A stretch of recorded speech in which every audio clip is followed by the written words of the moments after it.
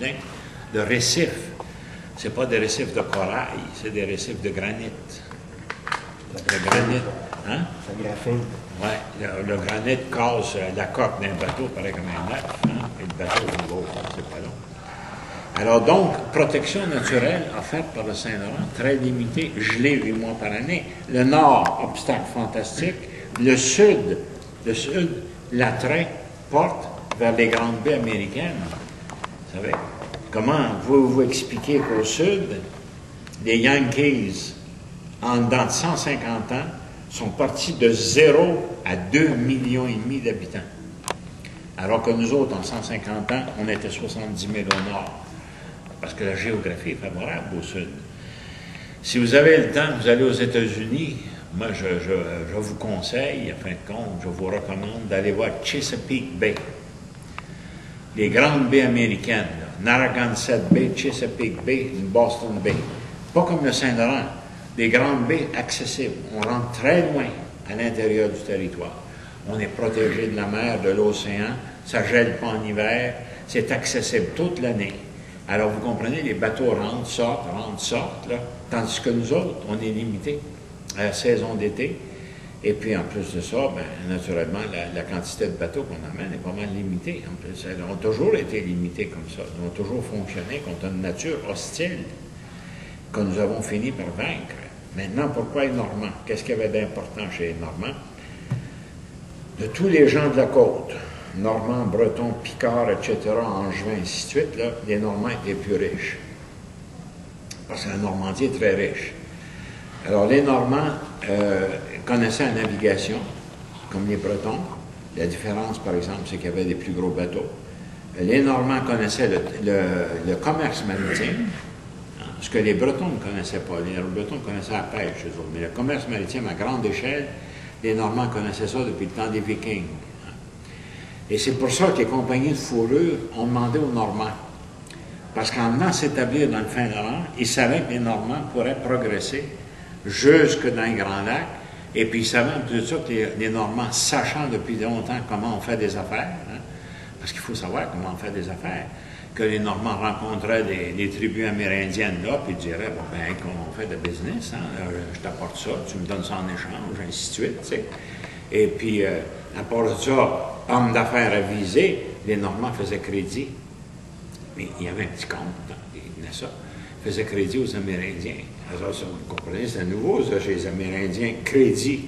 Ils ont commencé, ils l'ont apprécié. Et c'est pour ça qu'une fois que les Français sont partis, les Amérindiens se sont révoltés, ils ne voulaient pas avoir les Anglais. Parce que les Anglais, jamais les Anglais faisaient concession que les Normands savaient faire. Puis ensuite de ça, la construction du Grand Canot et tout le reste, on avait ça. Alors, ça explique des aspects de notre présence dans le Saint-Laurent qui ne sont pas connus, qui ne sont pas assez connus de notre monde. Et comment se fait-il qu'à la guerre de 7 ans, alors que la France était aux prises avec l'Angleterre, la France avait déjà décidé.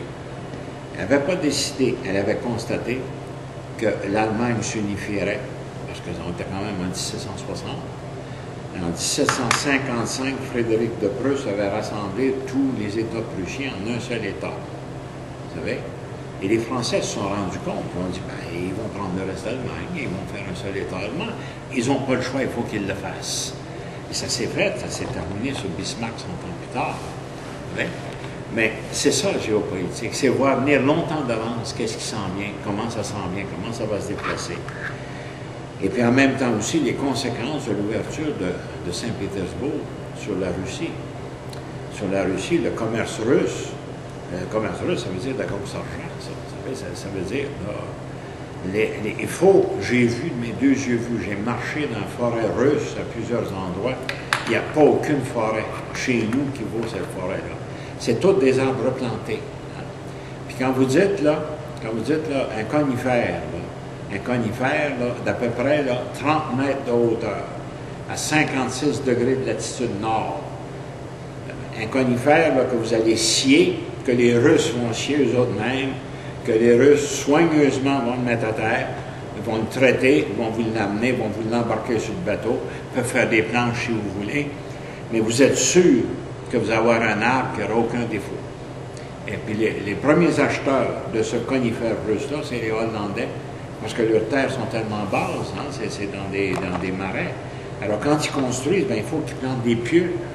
Et le pieu de Russie, c'est celui-là qui va tenir le plus longtemps.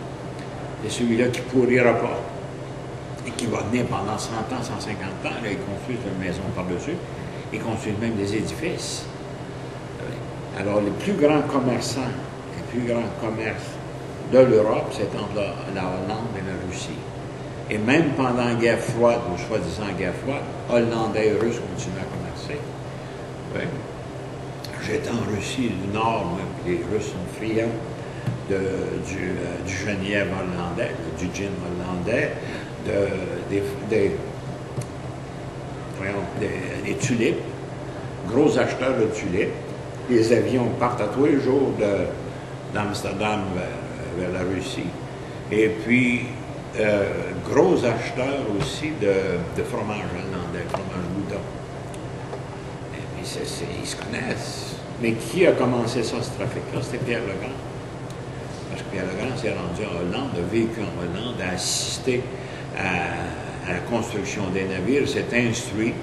Et puis, comme tous les hommes dans son temps, ben alors les ports de mer sont entourés de bordel. Alors, il est allé dedans, il a attrapé la syphilis, entre autres.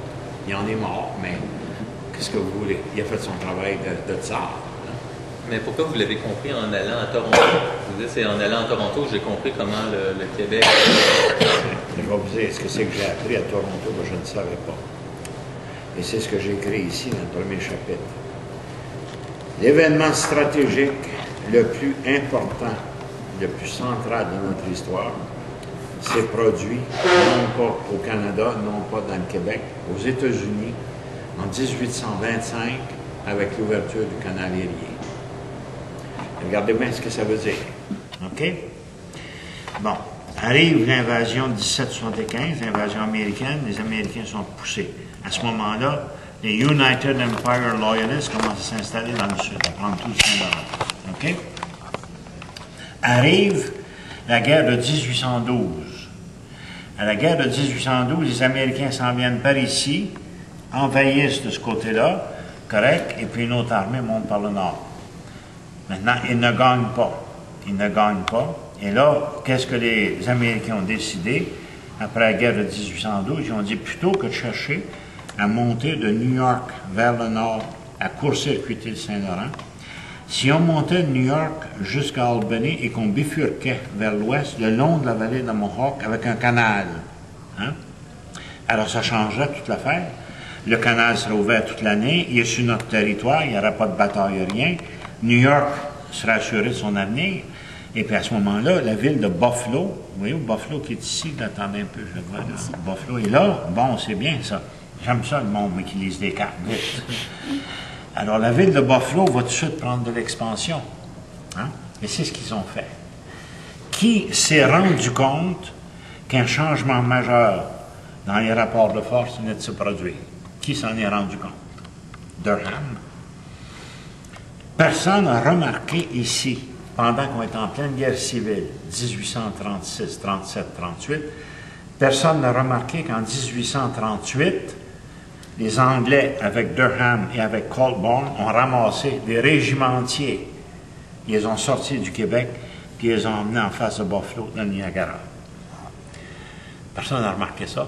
Hein? Puis pourtant, c'est majeur, ça, au point de vue stratégique. Hein?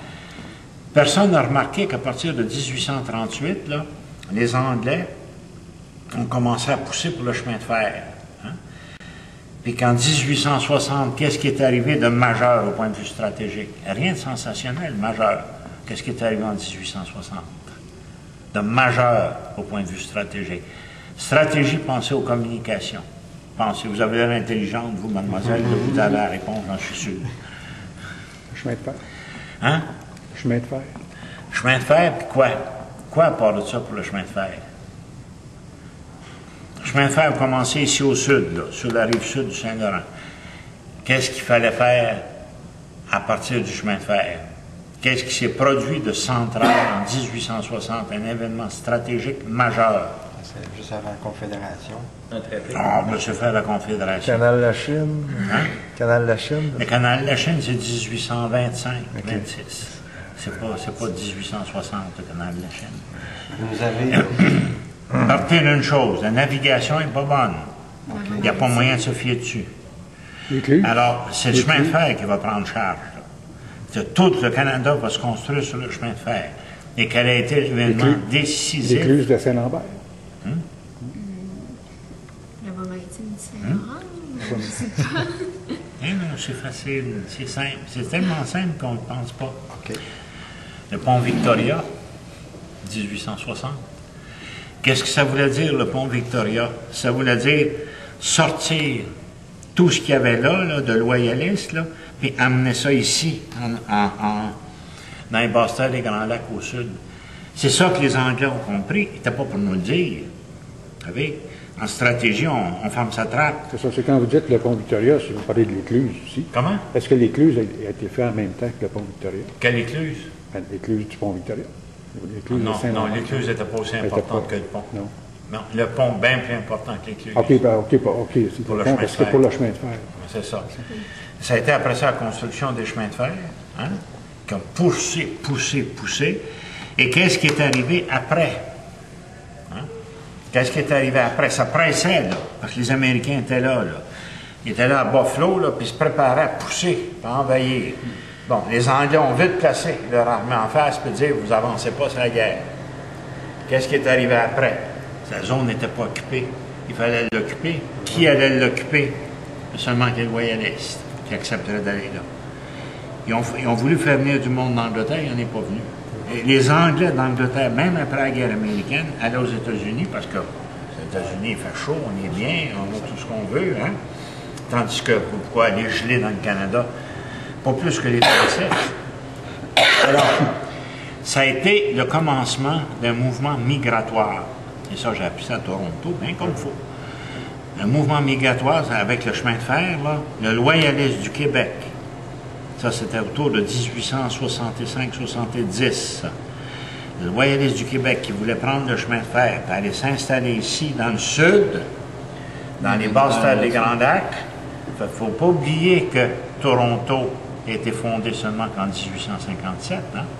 Toronto n'existait pas avant ça. Le sud non plus n'existait pas.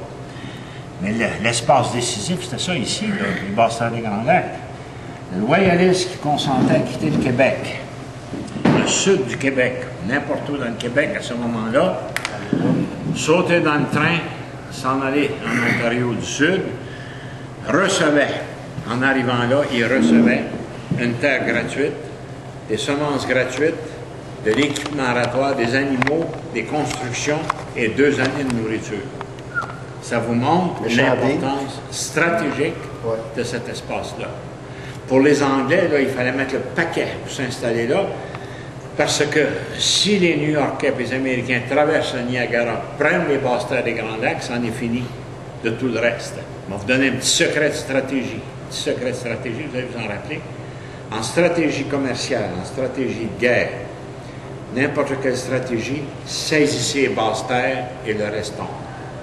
N'allez pas commencer à vous battre pour prendre des montagnes. Une montagne, ça ne vaut rien, du point de vue stratégique. C'est la basse-terre, c'est là où il y a un carrefour de communication. Moi, j'ai été formé, ça fait assez longtemps, d'ailleurs, j'ai été formé par les Anglais pour la guerre de montagne.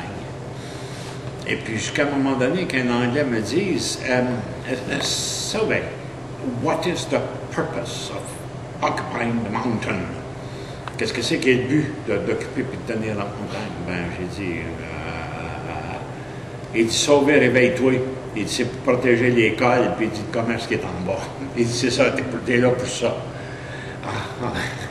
Merci beaucoup. Il n'a pas appris ça de mon école. Alors donc, le loyaliste s'en va. OK? Qu'est-ce que c'est que nous avons fait, nous, à propos des loyalistes là, qui quittaient? Vous avez toute l'histoire, c'est tout en anglais, Sherbrooke, Quaticook, etc., qui ont pacté le bagage pour s'en aller en Ontario, qui ont embarqué sur le train, qui ont traversé le pont Victoria, sont allés, qu'est-ce que nous avons fait, nous? Et qui a été le grand stratège dans cette affaire-là? ça a été Monseigneur Louis Zéphirin Moreau, 4e évêque de Saint-Hyacinthe. Qu'est-ce qu'il a fait en particulier pour qu'on achète leur terre? Puis ça a été acheté payé à gros prix. Monseigneur Louis Zéphirin Moreau, en 1873, a été le premier fondateur de la première caisse populaire. C'est pas Desjardins qui a inventé les caisses populaires, Desjardins est venu 25 ans après. Et avec l'argent des caisses populaires, on achetait la propriété de Mr. McCormick, hein, je faisais payer gravement, oui. Et puis on payait comme il faut, et puis là, il y avait l'acte notarié, il y avait le CIO. Vous savez, c'est une conquête territoriale. Prenez-vous ça. Et ça s'est fait, ça, un après l'autre, après l'autre, après l'autre, après l'autre, jusqu'à commencer, là, 1860, la construction du pont Victoria.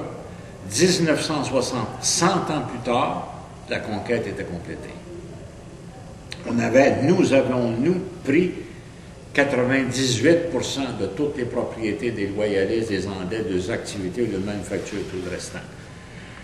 En plus, évidemment, du développement territorial que nous avons fait à l'intérieur. J'ai apporté ça, quand j'ai vu ça à Toronto, j'ai dit « It proves we are a nation ». Ils ont dit « Yes, you are a nation ». On espérait que vous ne le trouveriez jamais. Bon, mais j'ai dit maintenant, what about statehood, hein? L'État? Ah ben, ils ont dit ça, c'est votre job.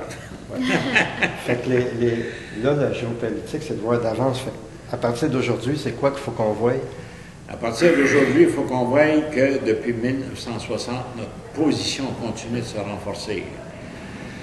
À partir d'aujourd'hui, il faut qu'on voie que le jeu des intérêts et des rapports de force est déplacé de l'Atlantique vers le Pacifique. Donc, c'est ce que voit Stephen Harper. Le port de Port Rupert, là, à Vancouver, au nord de Vancouver, hein, est en train de devenir un des plus gros ports méthaniers au monde. Hein. Le pétrole est apporté des montagnes, à travers les montagnes en bas, jusqu'à Vancouver. On a commencé, ça a marché avec les Chinois, après ça n'a pas marché. Maintenant, ça marche encore parce qu'ils en ont besoin. Et Harper sait que les rapports de force se déplacent à l'ouest, parce que les intérêts à l'ouest sont autrement plus gros que les intérêts de l'Ontario, que tout l'ouest est en train de se mettre ensemble maintenant. Il le sait, mais il y a des choses qu'on sait qu'on ne peut pas dire en public, parce que le public n'est pas prêt de le recevoir. Il le sait, c'est pas pour rien qu'il m'a acquis dans le Parlement d'Ottawa, hein, régulièrement. Il a commencé par, ça va aller au mois de mars, là. J'ai écrit un article là-dessus dans Vigile pour dire, ben oui, mais il pourrait aller plus loin que ça, puis mettre la clé pour de bon. Hein? Ça nous rendra service à nous autres, parce que c'est ça qui va arriver, finalement. L'Atlantique, les communications à travers l'Atlantique ont radicalement changé. La Nouvelle-Écosse, l'île du Prince-Édouard, Terre-Neuve, maintenant, font alliance avec les États de la Nouvelle-Angleterre qui sont en train de tomber. Maintenant, on va vous dire une petite surprise. La Nouvelle-Écosse, vous savez, avec qui est-ce qu'ils font le plus affaires? La Nouvelle-Écosse. Avec le port de Bordeaux en France. Ils font affaire avec les Basques. Et il y a beaucoup de Basques en Nouvelle-Écosse qui rentrent là maintenant pour commencer à développer le pays. Tout est en train de changer. Alors, nous autres, qu'est-ce qui va arriver finalement? La Saskatchewan a déjà un parti séparatiste au pouvoir, hein, le Saskatchewan Party. Maintenant, l'Alberta, le Wild Rose Party, il se prépare à prendre le pouvoir à son tour. Hein? Ce qu'ils veulent, ce qui m'a été demandé, moi, quand j'enseignais à Toronto, en 80, quand le vote a été non, là, mais ils ont dit, pourquoi est-ce que vous avez refusé de vous reconnaître vous-même? Si vous aviez voté oui, ça veut dire que vous vous reconnaissez.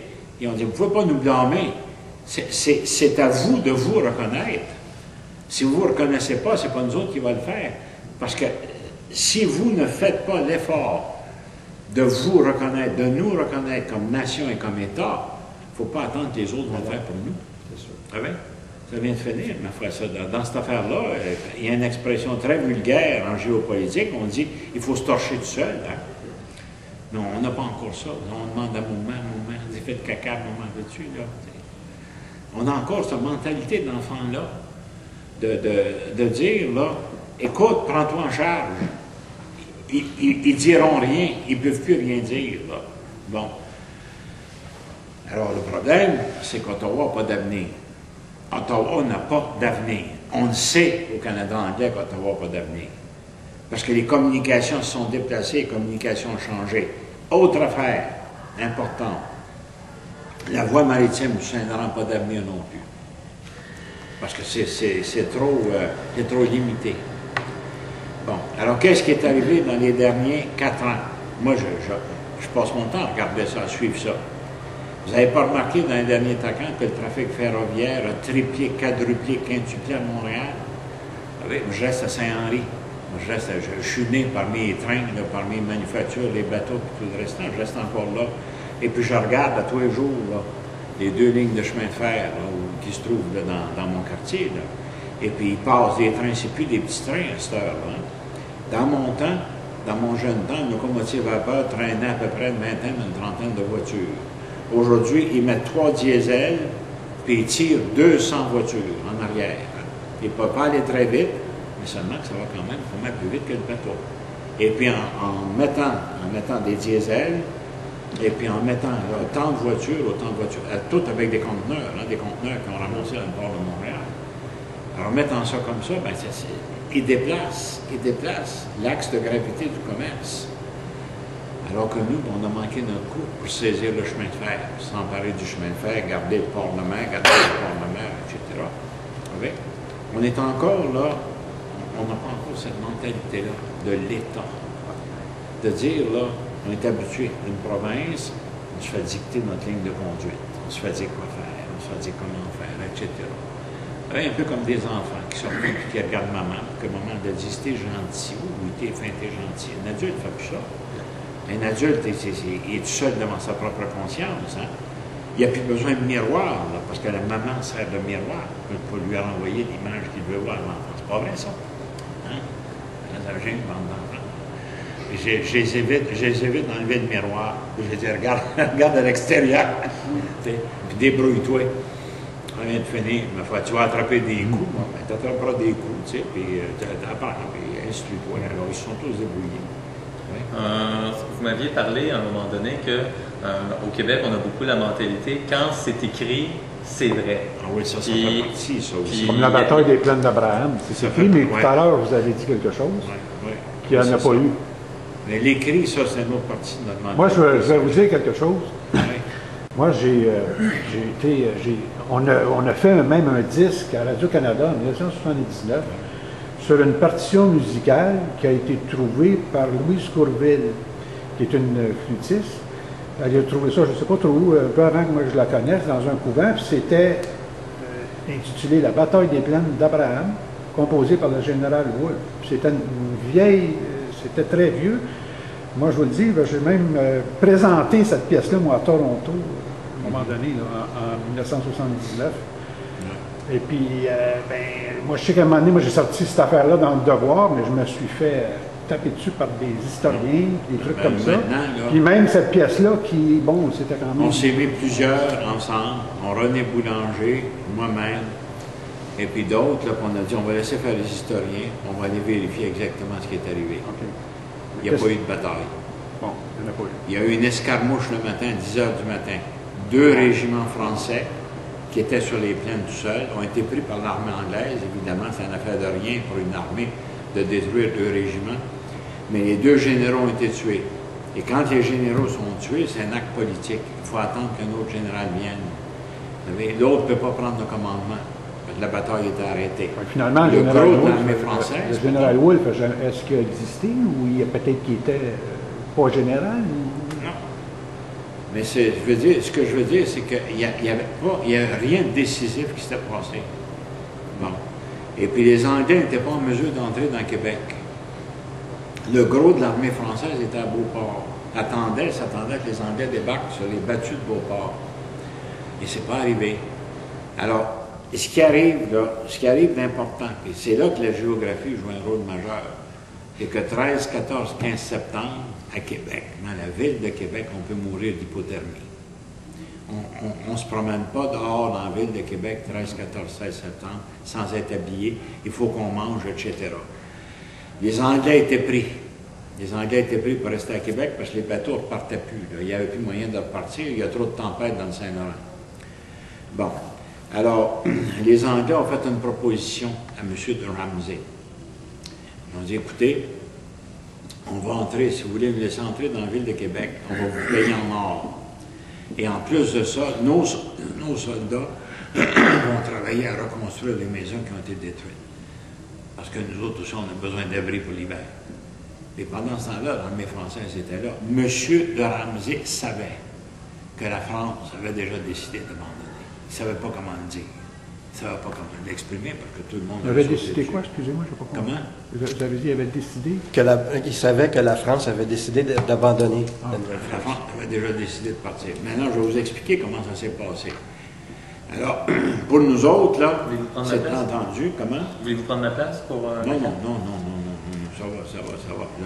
Trop petite la carte. Laissez-moi juste finir. Bon, les Anglais sont entrés dans Québec 5 jours après, le 18 septembre, alors que M. de Ramsay lui-même a ouvert la porte.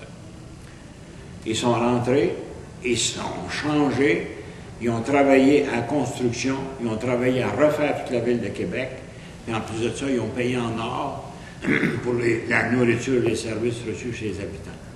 Tout le monde manquait de nourriture. Les Anglais, finalement, étaient obligés de tuer leurs chevaux pour avoir de quoi manger. Le printemps suivant, alors que Ramsay savait que c'était inutile, la décision avait été prise en France, on vous laisse aller. Bon, on a d'autres raisons, on a une autre stratégie, je vais vous l'expliquer dans une minute. Bon, le printemps suivant, mais les généraux, eux autres, c'était pas Montcalm à ce moment-là, c'était Lévis-Mirepoix, le duc de Lévis-Mirepoix, puis Ramsay. Pas Ramsay, Vaudreuil. Ils ont dit, ça ne marche pas, là, ça vient de finir, on ramasse une armée, puis on sonde, puis on reprend Québec, puis les Français vont revenir. Alors, ils sont revenus, le 28 avril, bataille de Sainte-Foy. Ils ont écrasé l'armée anglaise. L'armée anglaise est rentrée dans Québec, est rentrée se réfugier dans Québec, se réfugier chez les habitants du Québec, se faire soigner, ainsi de suite, payer avec l'or qui lui restait. Mais c'était fini. C'était décidé que c'était fini parce qu'ils ont vu arriver des bateaux, là, puis c'était des bateaux anglais. Et les bateaux anglais ont passé parce que les Français ont laissé passer en premier lieu tout le long du Saint-Laurent. Maintenant, qu'est-ce que les Français ont fait de particulier? Qu'est-ce que c'est qu'ils avaient dans le crâne? Remarquez bien ça. Premièrement, stratégie tout le temps. La stratégie, c'est connaître le contexte. Le contexte, c'est qu'en 1760-61, la révolte commençait à monter chez les Yankees. Les généraux anglais savaient qu'avec les effectifs anglais en Nouvelle-Angleterre, ils étaient pour se faire battre. Et ça ne sert absolument à rien, c'est mieux de céder. Vous n'allez pas prendre une population de 2 500 000 personnes avec à peu près une affaire de 12 000 soldats. Hein? Vous allez vous faire écraser, ce ne sera pas long. Quoique les Yankees n'étaient pas habitués à la guerre. Alors, premièrement, donc. Deuxièmement, les Français étaient déterminés à déplacer leurs efforts commerciaux, ainsi de suite, vers l'Est, vers la Russie. Bon. Alors, en déménageant, en sortant du Saint-Laurent, leur armée, ils l'ont regroupée dans les Antilles. Ils ont regroupé, commandé par le général Lafayette, hein, et commandé par l'amiral de Grasse. OK? Là, ils avaient une autre idée en arrière de la tête. Ils ont dit, les Yankees vont se révolter. Bon. Si on les appuie, ils vont écraser les Anglais. Les Anglais vont partir. Ça va être très facile pour nous de reprendre la Nouvelle-France après ça. C'est ça, c'est le raisonnement. Stratégiquement, le raisonnement était correct. Parce que ça a éclaté, regardez, en 1774, les Anglais savaient. Là. Ils savaient, ils ont dit, on est fini. Ça ne sert à rien, on va essayer de gagner la population du Québec, de dire, bien, mettez-vous sur notre bord, puis on va être gentils pour vous autres, et puis on va bien vous traiter, puis ainsi de suite, on va vous payer, vous allez avoir l'or anglais, etc. Et une grosse partie de la population du Québec a dit, non, nous autres, on appuie les Yankees. Et là, l'autre partie a dit, écoute, si tu appuies les Yankees qui gagnent leur guerre, On va se retrouver, nous autres, petite population de rien, seuls contre un État puissant, massif dans toute l'Amérique du Nord. Tandis que si on appuie les Anglais qu'on déteste, parce qu'en matière de guerre, il faut souvent coucher avec ceux-là qu'on ne veut pas, qu'on n'aime pas, vous savez, ça arrive, des choses comme ça. Alors, si on se met avec des Anglais qu'on déteste, on maintient un autre pouvoir au nord des États-Unis, au nord du pays des Yankees, pendant qu'eux autres, dans le sud, vont se débrouiller tout seuls. La France était d'accord avec ça. Parce que la France se disait, les stratèges français, dont Vergennes, disaient, bon, qu'on continue à laisser les Anglais occuper le nord des États-Unis. Ça va occuper une grosse partie de leurs effectifs. Et c'est des effectifs qu'ils n'auront pas en Europe. Mais pendant ce temps-là, ben nous, on va pouvoir, là, et ça a marché en fin de compte, pendant ce temps-là, nous, on va pouvoir entreprendre d'appuyer les Yankees puis de le faire gagner. Et en fait, si ce n'avait pas été de l'intervention française, les Yankees perdaient la guerre. Et mon George Washington finissait pendu au bout d'une corde. C'est un lampadaire de Philadelphie, lui puis tous les grands révolutionnaires. On se plaint bien, nous autres, parce qu'on a eu, comme ça, même 12 patriotes pendus, et puis qu'on a eu à part ça le pauvre Bouriel qui a été pendu. Mais les Yankees ont eu bien plus de monde pendu sur les poteaux devant tout le monde là, dans leur pays par les Anglais que nous autres, on en a eu, parce qu'ils s'étaient révoltés, on ne pense pas à ça. Puis d'ailleurs, quand on va aux États-Unis, puis qu'on parle de leur guerre, ils nous disent, vous avez l'air à oublier qu'on en a bavé bien plus que vous autres avec les Anglais. Pourquoi? Parce qu'au sud, c'est riche. Tandis que dans le Nord, ça ne l'est pas. Dans le Nord, qu'est-ce que c'est? Dans le Nord, ça prenait notre énergie à nous autres, une énergie de fou à tout casser pour essayer de mettre en valeur un territoire impossible. Mais on avait cette énergie-là, on l'a fournie. Tandis que dans le Sud, plus écoumène, ça veut dire qu'avec la même quantité d'énergie, on produit davantage. C'est ça qui est la différence. Alors donc, les Français gagnaient avec les Yankees, avec le pays, et les Français avaient gagné leur guerre pour rendre les États-Unis indépendants. Les Anglais sont revenus à plusieurs reprises quand même. La dernière fois, en 1815, on n'est pas au courant de ça. 1815, après la bataille de Waterloo, les Anglais ont formé une flotte envoyée par Wellington et un certain général Cunningham pour faire le tour par le golfe du Mexique, puis remonter le Mississippi, puis reprendre les États-Unis. Les Américains ont été avisés, les Français les ont informés. Ils leur ont dit, dépêchez-vous. Ils ont été avisés, puis en une semaine, l'armée britannique du général Cunningham a été écrasée, il ne restait plus rien. Ils ne sont pas allés loin. Et là, les Anglais ont commencé à comprendre que les États-Unis ne les reprendront pas. Dans le Nord, ben, on dit on va rester là, parce qu'au début, ils pensaient qu'ils pourraient former des têtes de pont, dont une au Québec, puis l'autre un peu plus à l'ouest, là, et puis reprendre les États-Unis. Ils ont pensé ça longtemps. Ça a duré longtemps, la guerre entre l'Angleterre et les États-Unis. Mais la France, elle se tenait en dehors, parce que la France déjà visait la Russie, visait le commerce russe, visait les détroits scandinaves, qui jouaient d'intrigue. Tous les efforts français étaient tournés vers là, et en plus de ça, la colonisation. Politique est affaire d'intérêt, de rapport de force et d'effectivité. Intérêt, rapport de force et d'effectivité. Pas d'émotion, pas de sentiment, rien de ça. Bon, alors c'est ça qui s'est passé. C'est que l'armée du général Lafayette et cette armée-là qui a aidé les Yankees, la grosse flotte de guerre de l'amiral de Grasse connaissait la stratégie de guerre, la stratégie des bateaux de guerre. C'est lui qui a bloqué l'entrée des grandes baies, là, Chesapeake Bay puis Narragansett Bay, là, pour pas que la flotte anglaise puisse rentrer et puis venir aider l'armée anglaise. Alors l'armée anglaise s'est trouvée isolée, et là Lafayette, il a écrasé les Anglais parce qu'il était seul, il y avait pas, les ravitaillements ne rentraient pas, les renforts non plus. Alors c'est ça qui a fait que finalement les Yankees se sont trouvés indépendants. Ils le savent. Ils savent que si ce n'avait pas été de Lafayette et de l'amiral de Grasse, ce n'avait pas été l'intervention française, ils n'auraient pas eu leur indépendance et leur chef aurait été écrasé, aurait été pendu, aurait été émasculé n'importe quoi sur la place publique, pour faire un exemple. Là, ça aurait pris 150 ans encore avant d'avoir leur indépendance. Ils le savent, les Yankees. C'est pour pour ça qu'ils n'aiment pas les Français. Comment? C'est pour ça qu'ils n'aiment pas les... Non, au contraire. Ah ouais, que si vous êtes français aux États-Unis, vous êtes chez vous. Pas au Canada anglais. Je me souviens, à un moment donné, dans l'émission Infoman, il me faisait aller sur le site Internet, c'était dans le site de la CIA, par exemple, ou du FBI, en tout cas. Puis c'était écrit que le plus grand problème qu'il y avait au Canada, c'était le Québec, les Québécois. Je ne le dis peut-être pas de la façon, mais ça fait quelques années. Et puis, c'est comme si c'était présenté que nous, on constitue le problème du Canada. C'était aux États-Unis, là, dans un... Oui, mais la France puis le Québec, c'est deux affaires. Non, mais c'est aux États-Unis. Au Canada, on a affaire à du petit monde. On a affaire à des petites populations dispersées.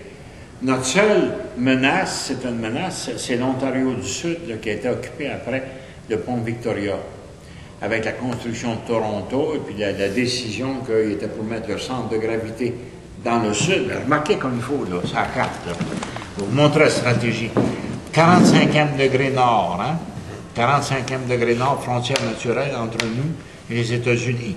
Maintenant, l'Ontario méridional, ici, le Boston des Grands Lacs, Toronto, Windsor, ainsi de suite, là. Il y a 14 millions de personnes là-dedans.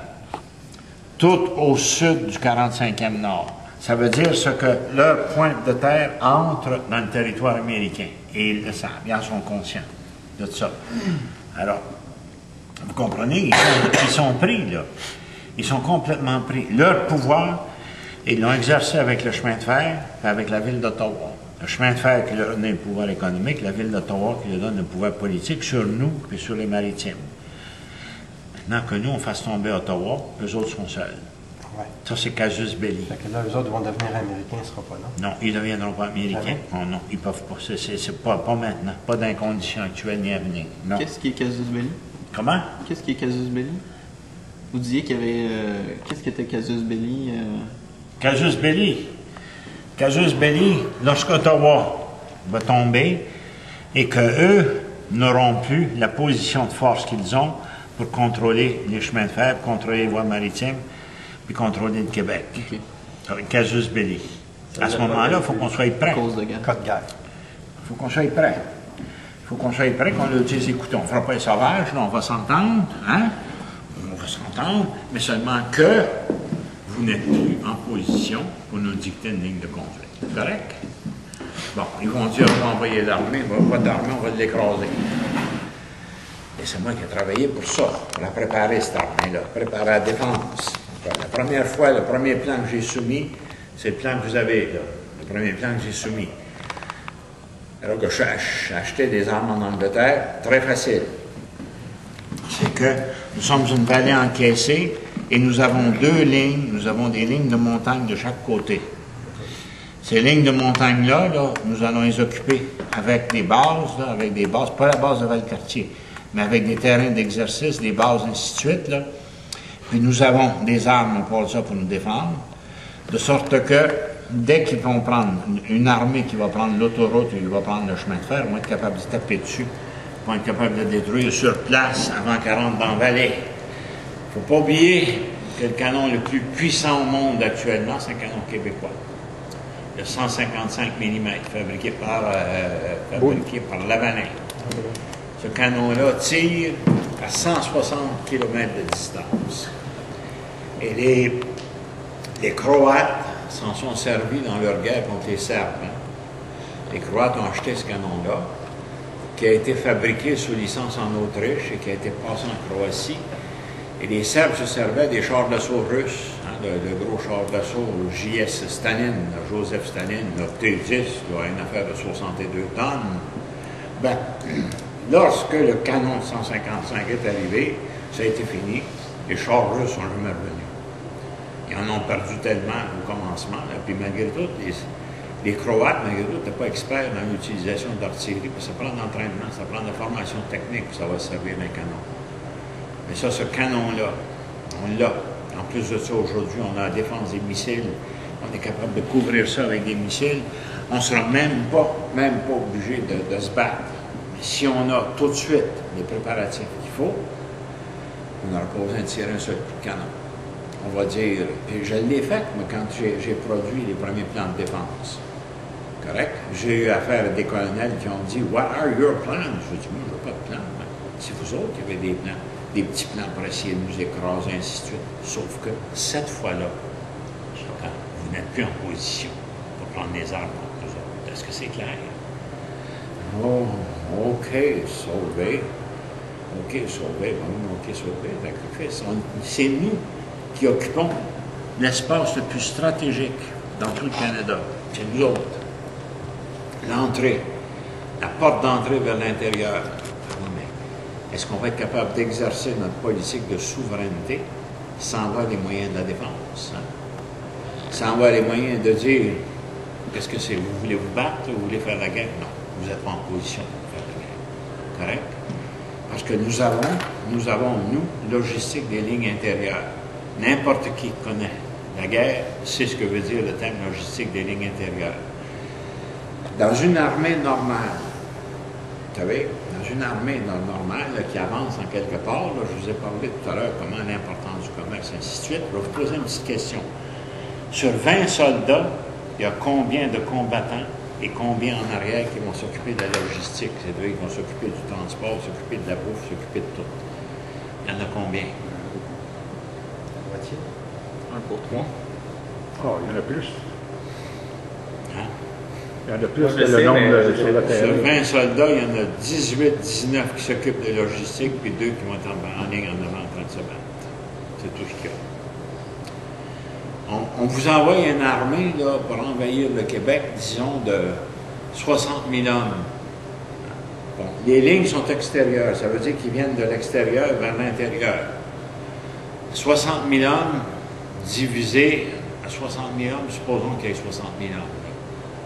Bon, moi, je vais vous dire qu'il y avait à peu près pas plus que 9 ou 10 000 combattants de première ligne maintenant. Le restant, ça va tout être les services. Alors que nous sommes à l'intérieur, c'est pas la même chose, là. Nous, on peut construire toute notre logistique à partir de toute notre population. Parce qu'on va s'occuper de défense civile, on va s'occuper de défense armée en même temps. Alors, d'un coup, au lieu de 2 soldats sur 20, 2 combattants sur 20, nous, on va être capable de monter ça à 15-16 sur 20. En 1837-38, nous avions tout ce qu'il nous fallait pour écraser l'armée anglaise 100 fois. Sauf une chose, on n'avait pas les connaissances, on n'avait pas la volonté non plus. 1800, comment est-ce qu'ils étaient? Ils étaient 9 000 soldats anglais en 1830. J'ai tout analysé ça, ces batailles-là. Moi, Saint-Denis, ainsi de suite, j'ai regardé ça. Puis il y a un paquet de monde qui sont venus, évidemment, quand on s'est rencontrés là, avec les patriotes, puis qu'on discutait de choses et d'autres. J'ai posé une petite question bien simple. Je dis, regardez, l'armée anglaise qui arrive ici à Saint-Denis ou qui arrive à Saint-Charles, elle est partie de où? Là, je vais avoir la réponse. Elle est partie de Chambly, du Fort Chambly. De Chambly jusqu'à Saint-Charles et à Saint-Denis, à quelle distance? J'ai calculé 58 km. Dans 58 km à travers des bois, dans les conditions du temps, est-ce qu'il n'y avait pas assez de distance et puis de circonstances là, où vous auriez pu écraser cette armée-là, là, une claque ici, une autre claque là, une attaque ici, une contre-attaque là, de sorte qu'en arrivant à Saint-Charles, il ne reste plus rien, plus personne. Ah ben, on n'a pas pensé à ça. Et nous étions combien, nous autres? Combien est-ce qu'on était, nous? Nous étions 460 000. Quelle proportion d'une population est-ce qu'on peut mobiliser pour faire une armée puis se battre? Quelle proportion? Une dizaine de pourcents. Mettons 20 Non. Non, monsieur. 7 La limite, 7 D'une population à 460 000, 7 460 000, ça veut dire ça nous faisait 32 000 soldats. 32 000 soldats opérant logistique des lignes intérieures, mais il faut commencer par connaître ça. Hein? 32 000 soldats, les Anglais n'étaient que 9 000. Et en plus de ça, connaissance de la guerre défensive, on avait tous les moyens qu'on avait à ce moment-là pour écraser l'armée anglaise. Là. Non seulement ça, là, on aurait juste dit aux soldats anglais, mettez vos armes à terre, là, puis allez vous installer là, puis attendez qu'on ait hein? Puis ça aurait été une affaire de rien. Mais non, on n'avait pas cette connaissance-là. On n'avait pas de connaissance de stratégie. On ne connaissait pas la logistique. Vous savez, on était tous des habitants, des gros fermiers. Moi, dans ma famille, moi, je suis la première génération qui est lettrée. Mon père était illettré. Mon grand-père, la même chose. La première génération. Ma mère, qui tenait énormément, nous envoyait à l'école de force parce que nous autres, on voulait aller travailler dans les années 30, là, se trouver un job bien plus important qu'à l'école. C'est ma mère qui nous a forcés. On est allés jusqu'à l'université. Toute la gang. Mais la première, mon père savait à peine lire. Et mon grand-père savait ni lire ni écrire, mes grands-mères non plus. Alors, comment pouvez-vous, à ce moment-là, connaître logistique, connaître les principes de stratégie, etc., si vous n'avez pas une formation de base hein, qui vous permet, ça ne sert à rien, j'ai regardé ça, moi j'ai regardé Saint-Eustache. Dans la Société Saint-Jean-Baptiste, là, il y a un tableau à faire pleurer les moments. Là. Vous savez, là, ils sont installés dans une fenêtre, là, dans une maison. Aïe, aïe! On vous montre la tactique. Vous ne vous battez pas à partir d'une maison. Pas vrai. Vous ne vous battez pas. Vous avez une maison qui est là, une maison, là, bon. Bon, vous arrangez, là, pour donner l'impression que vous l'occupez à la maison, mais vous ne l'occupez pas à la maison. Et puis, vous arrangez pour avoir du monde, ils vont faire un peu de bruit, mais c'est pas là que la bataille va se produire. La bataille va se produire ici. Alors là, ils s'en viennent, là. Ils s'en viennent attaquer de ce côté-là. Vous êtes soigneusement camouflés. Au bon moment donné, vous les prenez d'enfilade. L'enfilade, c'est ce qui est plus efficace en tactique. L'enfilade, ça veut dire ça, qu'au lieu de les prendre de front, hein, vous les provoquez pour qu'ils s'en viennent de front. Mais au lieu de les prendre de front, vous les attendez de flanc. Et quand vous tirez un coup, le coup qui va manquer le soldat qui est là va attraper l'autre qui est à côté. Vous êtes sûr d'attraper. Ça veut dire ça, gagner la bataille avec une économie maximale de moyens. Tandis que vous êtes en avant, qu'est-ce que c'est que vous faites? Vous faites le héros. Le grand héros, le grand martyr pour la cause, vous savez, là. Ah, que c'est beau, les moments vont se mettre à pleurer. Voyons donc, c'est une affaire de rien de battre ces armées-là. Une affaire de rien. Même l'armée américaine. L'armée américaine, nous autres, évidemment, vont servir de gros bombardiers. Vous savez, vont servir de leurs avions, ainsi de suite, là. Mais ça va durer combien de temps, ça, supériorité aérienne? À mesure que le canon laser se perfectionne, là, ça va être possible de prendre n'importe quel avion à haute altitude, en basse altitude, avec le laser, et puis le faire tomber, faire sauter le réservoir, puis le faire tomber. Puis en plus de ça, on peut au sol, à part de ça aussi, on peut semer le désarroi, on peut semer le troupe au sol. Mais l'armée anglaise de 1837 de Colborne, ma foi, c'était une affaire de rien d'écraser cette armée-là. Une affaire de rien. Puis après ça rentre tranquillement dans les quartiers généraux anglais, puis dire, Monsieur Colborne, vous êtes le prisonnier de guerre. Monsieur Durham, vous êtes notre prisonnier. OK? On va décider. On va commencer à négocier avec l'Angleterre pour dire que vous allez nous reconnaître État-nation, vous allez nous reconnaître un État, mais vous allez reconnaître un État pourvu que vous ayez le savoir, le pouvoir et le vouloir, les trois composantes de l'État, plus la base territoriale que nous avions déjà. Il y a du travail à faire, monsieur. Il y a du travail à faire. Il y a du travail à faire. Puis le combat que vous aviez mené par rapport au fait que quand c'est écrit, c'est vrai. Vous l'aviez jamais raconté. Vous voyez, vous avez vu que je vous parle depuis tout à l'heure, je n'ai pas pris aucun livre, aucune référence, rien. Hein? Je vous mets devant les faits. Mais quand j'exposais, il y a plusieurs années, quand j'exposais, j'ai entendu plusieurs fois. À quelle place c'est écrit, ça? Aïe, aïe. C'est vrai, ils l'ont dit à la TV. Ils l'ont dit à la TV, c'est vrai. Mais regarde, c'est écrit dans ce livre-là. C'est pas écrit dans ce livre-là, c'est écrit dans les faits. C'est écrit dans les contextes. C'est ça le langage de stratégie d'État. C'est écrit dans la réalité et dans le réel. C'est une toute autre formation, c'est une toute autre mentalité, ma foi. Mais même ma soeur, une de mes soeurs, j'étais après, on discutait d'une affaire à famille, ma soeur m'interrompt, on va voir à quelle place c'est écrit ça. C'est écrit ça, je m'en fous, mais à quelle place c'est écrit, c'est là dans le fait. La vérité n'est pas dans l'écrit ni dans la parole, la vérité est dans l'acte. Parce que l'existence est relation en acte et en puissance. Définition d'Aristote. En acte, qu'est-ce que ça veut dire? l'existence est relation en acte et en puissance. Je vois parce que j'ai des yeux, c'est faux. Je vois parce que j'ai la faculté de voir. Ça, c'est beaucoup plus les yeux, c'est tout moi qui vois, puisque j'ai la faculté de me déplacer pour changer à l'infini les angles. Je vois parce que j'ai la faculté de voir. Je vois parce qu'il y a une infinité d'objets visibles. Hein? Et je vois parce que des jeux de lumière mettent en relation ma faculté de voir avec le monde visible. Ça, c'est difficile d'admettre ça aujourd'hui. On est tellement rationaliste. D'admettre que l'existence est relation et non pas raison. Relation. Alors, le Chinois qui est à Shanghai aujourd'hui, sur le bord du port, mais qu'est-ce que c'est qu'il voit? Bien, il voit ce qui est là autour de lui. Hein? Il sent ce qui est là autour de lui. Il est dans le contexte. L'existence.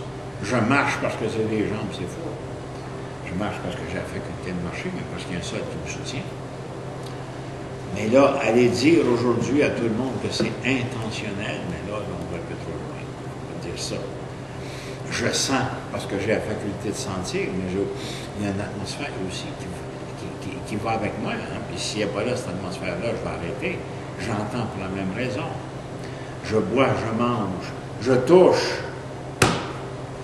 Parce que j'ai la faculté, mais parce qu'aussi il y a des objets tactiles qui m'entourent. Hein? C'est voulu, ça. L'existence est relation en acte et en puissance.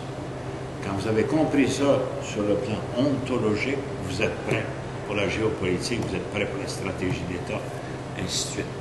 Mais quand vous citez ce qu'un tel a dit, comme il y a un gars qui a essayé de m'assommer l'autre jour, non, c'était hier, ça. Il a essayé de m'assommer avec Montesquieu, l'esprit des lois de Montesquieu. Comme si j'avais jamais lu l'esprit des lois. Puis qu'en montrant l'esprit des lois de Montesquieu, il m'enseignait quelque chose. Mon Dieu Seigneur. Bon, mais regarde, c'est des textes, des beaux textes. Mais ça ne colle pas à la réalité. Ça ne colle pas à la réalité. C'est beau comme de la littérature, de la belle littérature, comme un beau roman, n'importe quoi. Les textes de loi, finalement, les avocats conviennent, ça m'a pris du temps avant de mettre ça dans la tête, que le statut de fait, de facto, que de fait nous sommes entrés, nous avons pris possession par osmose, ça veut dire par développement, par achat, ainsi de suite, au cours de 400 ans, d'un territoire qui n'avait pas été pris en possession avant ça, même qui avait été traversé, il avait été occupé. Mais une fois, j'ai eu affaire aux Amérindiens. J'ai dit, vous voulez qu'on ramasse, qu'on s'en aille? D'accord. Payez-nous tout ce que nous avons investi pendant 400 ans. On va s'acheter des gros bateaux, on va embarquer dedans, on va prendre des vacances. Le chef Norton, il dit, we just can't talk with you. Il n'y avait plus rien à dire.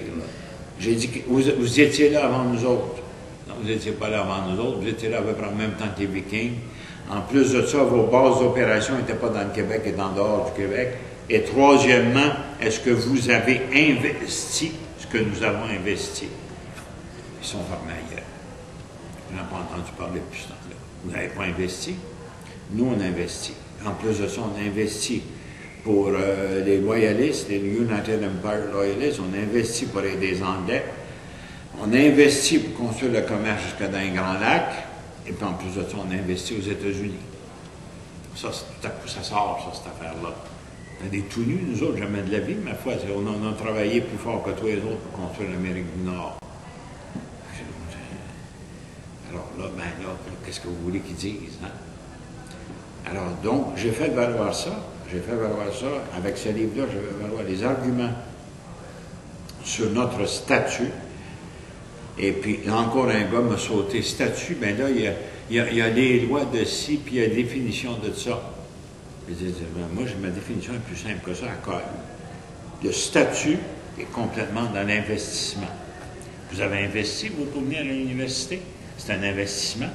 Vous avez dépensé de l'argent, vous en dépensez encore. Vous mettez du temps, correct? Vous investissez. Et au bout de votre investissement, vous allez avoir un diplôme qui est un statut reconnu. Ben, c'est ça un statut, c'est simple comme ça. Ben, nous avons investi pour prendre un territoire sauvage, un territoire qui était parmi les plus hostiles au monde. Nous avons investi pendant 400 ans. Les premiers, les Anglais l'ont reconnu. Ils ont dit oui, c'est une nation. C'est une nation, une société territoriale par osmose et par symbiose. Correct.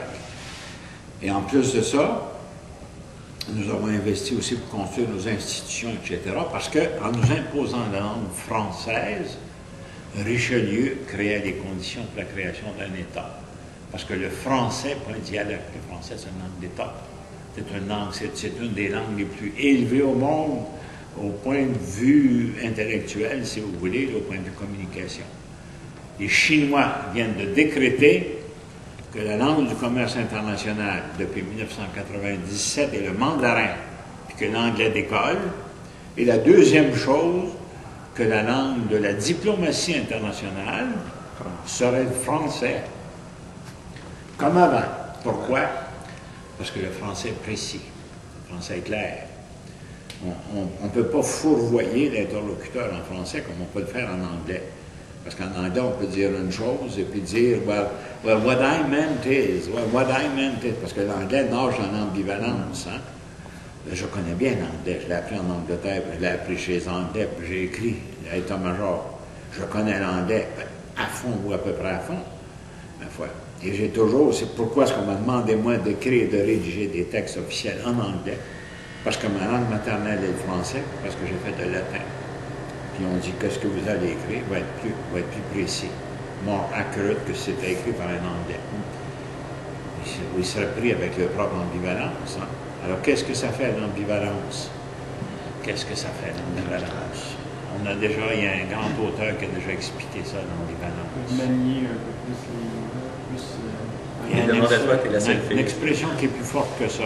L'ambivalence fait porter aux autres ses démons intérieurs. Parce qu'on est ambivalent, alors on fait bouillir l'autre avec ses propres démons. Ça veut dire qu'on laisse l'autre pris. Tandis qu'on est précis comme en français, alors là, l'autre est obligé de sortir ce qu'il y a à l'intérieur de lui-même. Ou bien donc garder le silence. Les Chinois reconnaissent ça. Nous, on ne s'en rend pas compte. On veut parler anglais, parce que les affaires, c'est l'anglais. C'est pas vrai. C'est pas vrai, ma foi. Je connais les États-Unis, tous les États-Unis me font une poche. Les Américains apprennent le français à tour de bras. Ils apprennent le mandarin à tour de bras. Parce qu'ils savent. Les rapports de force ne sont plus ce qu'ils étaient. Alors, donc, autre facteur, le grand déplacement vers l'océan Pacifique. Parce que c'est là que se fait l'histoire. L'océan Pacifique, l'Atlantique, ça, c'est le passé. Nous autres, on fait face à l'Atlantique. Alors, toutes ces conditions-là nous donnent notre état. Ah oui? S'ils s'en vont à l'autre route, là, nous autres, on est seuls 7 tranquilles. Ouais. Une des stratégies de guerre, c'est aussi la désinformation, la culture basse, que tout le monde devient endormi. Ah, ben oui, ça va être ça. Ça, c'est un facteur important aussi. Bon, ben, franchement. Là, Oui, monsieur. Je vous ai envoyé une facture. mais vraiment, là, c'est Donnez-vous le extraordinaire. Vous connaissez l'histoire de la facture, la vieille histoire de la facture? Moi, j'ai entendu plus, là, Comment? cet après-midi, là, que depuis la moitié de ma vie, puis plus encore. Là, non, mais oui, parce que ça transcende tout. Moi, je vais vous donner une petite anecdote que vous allez... D'accord? Premièrement, moi, j'ai toujours calculé que j'ai été un artiste, moi, dans le domaine de l'image. Puis moi, j'ai été refusé aux Beaux-Arts à 18 ans pour une raison imbécile. Dans ce temps-là, le cégep commençait, puis il fallait avoir une 12e année, des trucs comme ça. Là, j'avais tous mes camarades qui allaient aux Beaux-Arts, mais le seul qui a vraiment fait un artiste professionnel, c'est moi. Oui. Une autre anecdote, je l'ai justement écrit cette semaine. À un moment donné, moi, j'avais fait une sérigraphie. J'étais au Salon des métiers d'art en 1977. Oui. Et puis, à un moment donné, il y a un professeur de l'Université du Québec, j'imagine, là, ça devait être les Beaux-Arts, qui vient me voir, puis qui me dit « Hey, mais la technique que tu as prise ici, là, c'est une technique, en tout cas, avec un genre de poudre, là. » Puis il dit « Là, moi, j'enseigne que ça se fait pas. » Je dis « Regarde, moi, là, je ne l'ai pas appris à l'école, je ne le savais pas. » Tu ne savais pas que ça se faisait pas, fait que tu l'as fait. Puis dans au même moment, là, peut-être le lendemain ou 2 jours après, il y a un élève qui est venu me dire, ben moi, on m'apprend là, que cette technique-là, ça se fait pas. Ben, je dis, c'est la même, je dois te répondre ce que j'ai répondu au professeur il y a 2-3 jours. Ben, je ne le savais pas, mais je l'ai fait. C'est comme le bourdon qui ne sait pas qu'il a le corps trop gros pour voler, c'est qu'il vole pareil, c'est ça. C'est ça.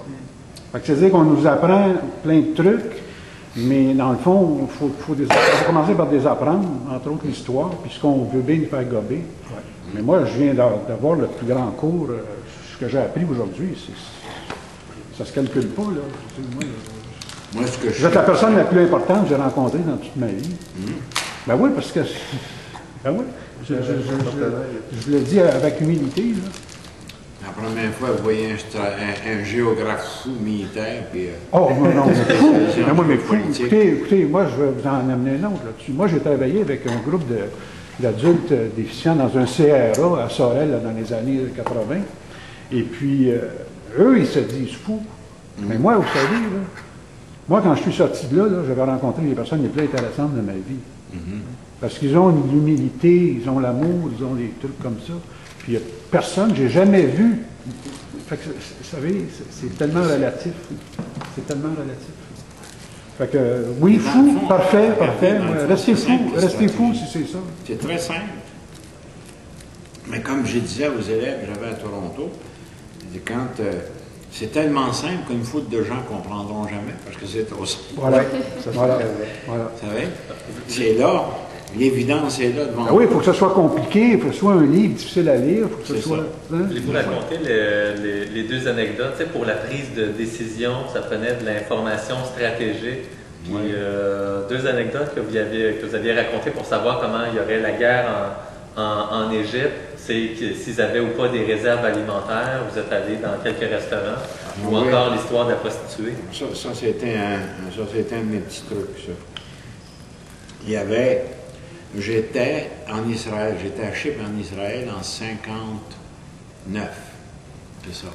Non, en 69. Je commence à me tromper. Et puis, à Chypre, j'étais en charge des troupes du 3e bataillon du 22e, compagnie B, dans le col de Kyrenia. On devait surveiller un col de montagne, évidemment, pour maintenir le trafic, pour assurer, garantir la sécurité de tout le monde qui passait.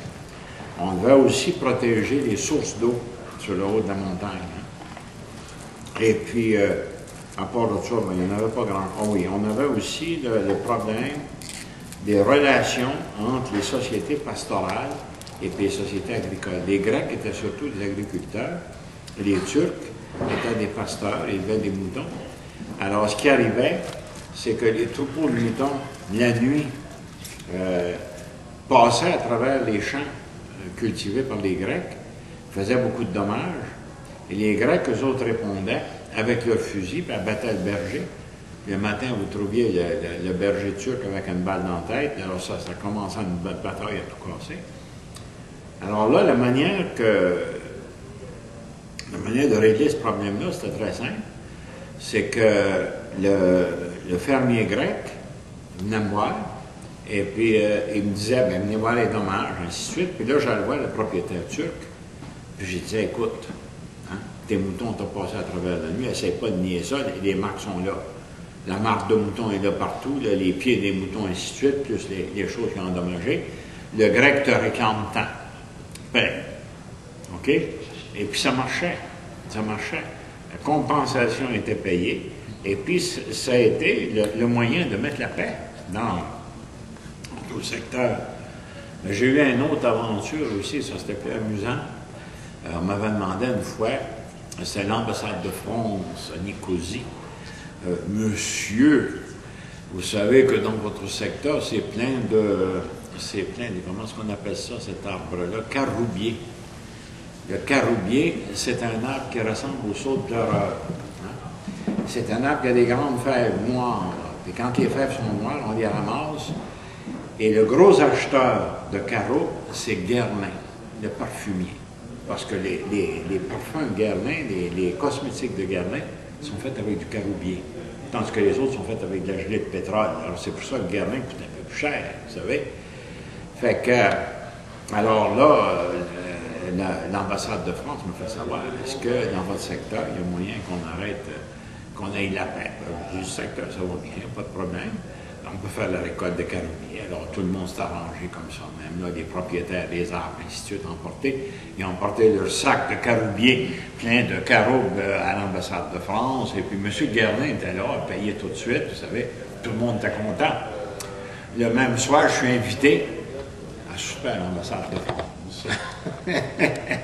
Il y avait de la ratatouille, il y avait des vins français, bien sûr. Alors là, je me suis mis sur mon 36, là, pas d'armarien, là. Et puis je me suis présenté, Monsieur l'ambassadeur dit, je vous présente Monsieur Philippe Guerlain. Enchanté, monsieur, vous avez fait un bon travail, etc. Est-ce que par hasard, vous parlez allemand? Ben, j'ai dit oui, presque couramment. Bon, alors j'ai des modèles, là, et je n'ai personne pour leur tenir compagnie. Ils me présentent, il y avait 8 ou 9 modèles, des modèles à 200 000, 300 000 par année. Tu sais. Des filles qui avaient les plus beaux teints du monde, sans cosmétiques. C'est triché, ça, hein? C'est des Allemandes du Sauerland. Et puis les femmes dans ces régions-là, parce qu'ils sont légèrement humides, légèrement froids, les femmes ont toutes des beaux teints, des petits teints de pêche, là. Et puis, alors ils me présentent comme ça, même là, le Frauentel, Vermögen, puis je m'assis. Puis je commence à les écouter parler entre elles. Elles étaient toutes des fermières. Et puis, en plus de ça, elles étaient costaudes, hein, physiquement parlant. Elles avaient des grosses mains, comme ça arrive souvent, une fille qui a travaillé longtemps sur la ferme. Et puis, elles discutaient entre eux autres de ce qu'elles allaient faire avec l'argent. Bon, on va acheter, par exemple, 30 cochons de plus pour l'année prochaine. On va... il y a un champ de culture de choux qu'on va améliorer. On va faire drainer tel champ, ainsi de suite, vous savez. Puis les filles, là, habillées, là, des grands modèles, là, dans les magasins internationaux, qui discutent très sérieusement de veaux, de vaches, de cochons. Ça fait comme Tous les autres ne comprennent rien. Imagine que c'est... Et bien là, c'est là que je me suis aperçu que M.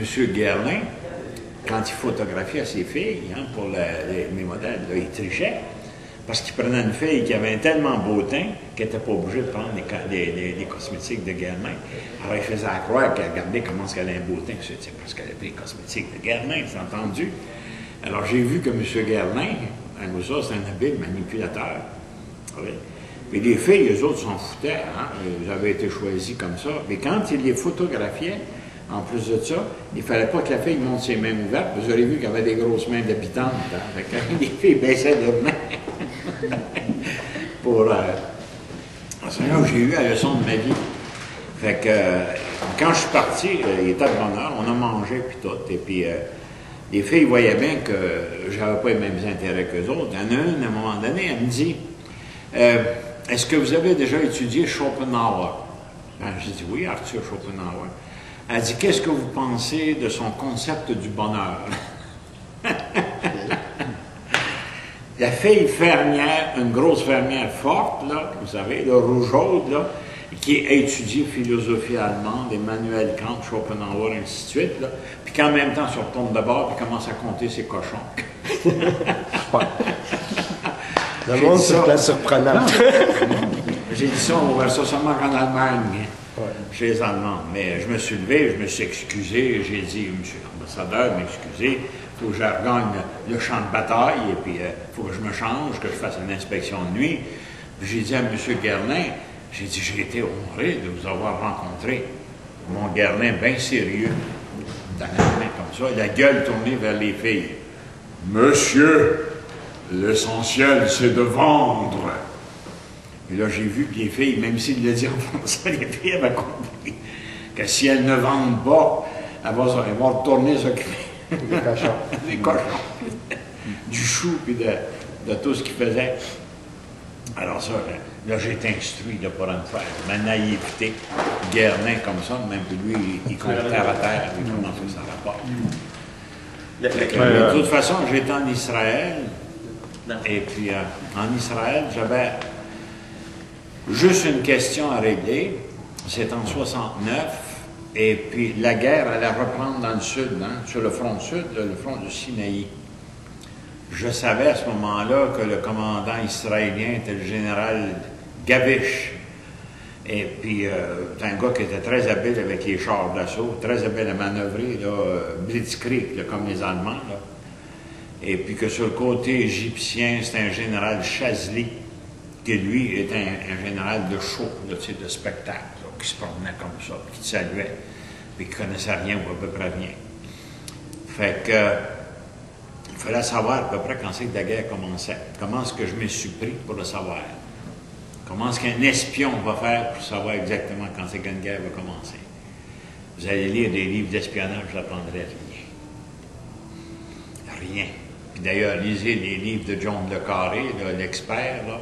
John Le Carré se contre-moque de toutes les organisations d'espionnage parce qu'elle ne trouve rien. C'était très facile.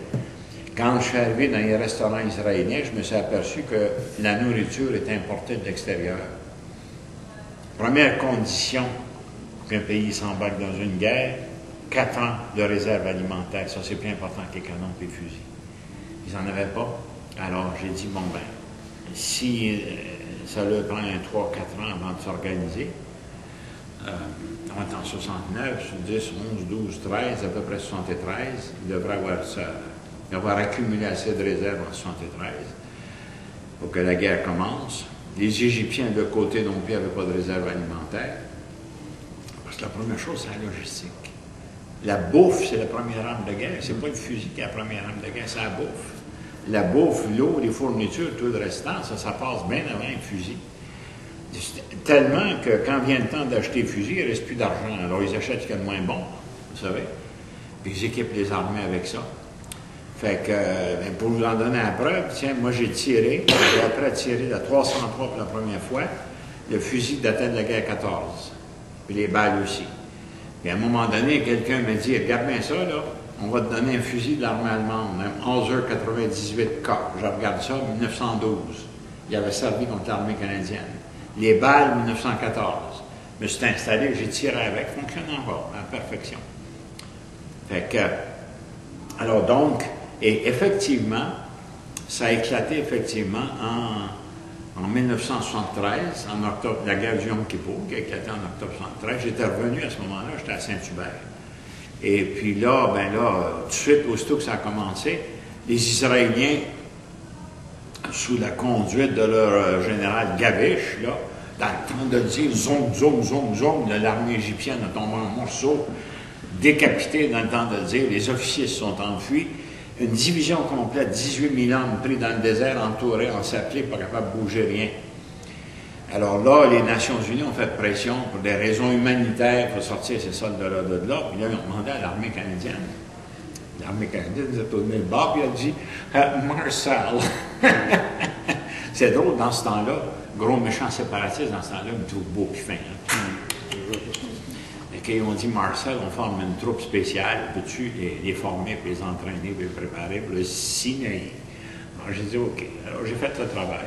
Ça a bien marché. Ça a bien marché. Les Israéliens ont consenti, ils ont dit correct, laissez-les sortir. Mais ils déposent leurs armes. Ils s'en viennent sans armes, puis vous organisez un point de ravitaillement, ils vont pouvoir manger, ils vont manger depuis une semaine. Fait que, alors ça a été la première affaire. La bouffe, première arme de guerre. Vous allez vous rappeler de ça. Hein? C'est comme ça que vous allez devenir le premier grand expert en stratégie d'État. Vous aviez su qu'il n'y avait pas de réserve, c'était en allant dans un restaurant? Comment? Vous aviez su qu'ils n'avaient pas de réserve alimentaire, c'était en allant dans des restaurants? Non. Non, vous mangez dans un restaurant, vous voyez du mouton. Vous dites, hey, c'est quoi ce mouton-là? Ça vient de la Galilée. La fille a dit non, ça vient d'Argentine. La fille ne réalise pas l'importance stratégique du renseignement qu'elle vient de me donner là. Vous savez? Vous me dites, ben non, c'est bien banal. Dire à quelqu'un qui est attablé, bien ça vient d'Argentine, ça vient d'un autre pays, ça vient d'un autre pays, etc. Vous savez, moi je sais ce que ça vaut comme renseignement. Moi, tranquillement, je m'assieds, puis je continue de manger. Hein? Bon. Moi, c'est fini, j'ai plus de batterie. J'ai passé mes 2 batteries. Mais bon, quand même, extraordinaire. C'est concret, cette affaire-là, c'est concret. Vous savez, c'est concret. Une femme comprend ça, c'est concret. Un homme, moins. Un homme comprend mieux Pourquoi? l'abstrait. Il pense que toujours plus il pense, ainsi de suite, tandis qu'une femme est en rapport avec le réel.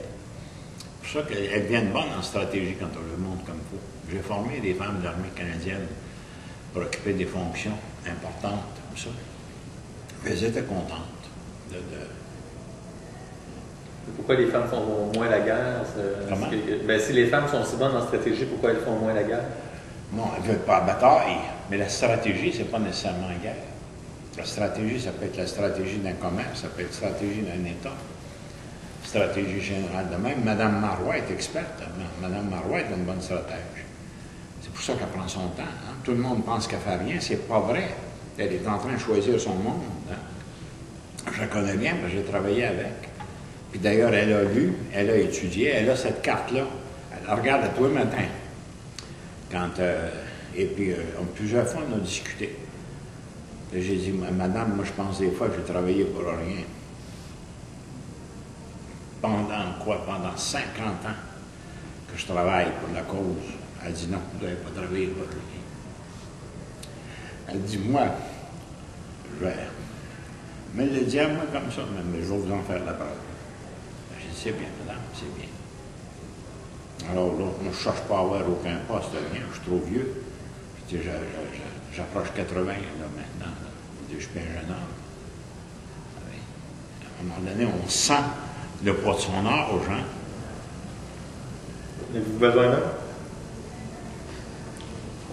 Ça va. Mais seulement que cette fois-là, il faut que ça marche. Mme Marois, elle sait. Elle sait que si elle organise les assises d'un État, si elle construit l'État, que le reste du Canada va le reconnaître, les États-Unis vont le reconnaître. Elle le sait. Vous n'allez pas demander, vous décrétez l'État et vous agissez comme un État. Et elle le sait. Elle le sait. Les autres se demandent qu'est-ce que c'est qu'ils vont demander, qu'est-ce que c'est qu'ils vont dire, etc. Occupez-vous pas de ce qu'ils vont dire, occupez-vous de ce que vous allez dire. Oui. Fait que, elle a compris.